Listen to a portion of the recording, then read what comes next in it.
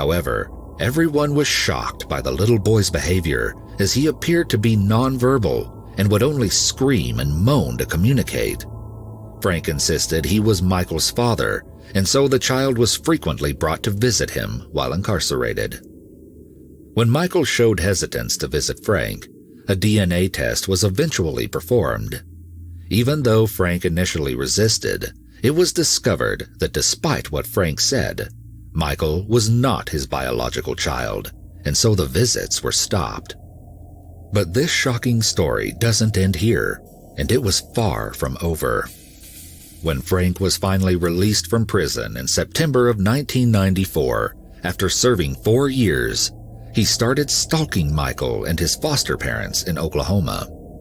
He knew he would never be given custody of the child, and so he devised a plan to take him. On September 12, 1994, Frank showed up at Michael's elementary school and demanded to see the principal, James Davis. When he wasn't allowed to take Michael, Frank pulled out a gun and threatened Davis. Michael was finally collected, all without alerting anyone at the school, and Frank forced the principal under gunpoint to take the two of them to an area a few miles from the school grounds.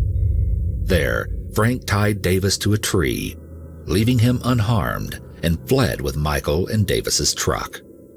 When the abduction was finally known, a frantic search began, but it would take 2 long months for anything to be discovered.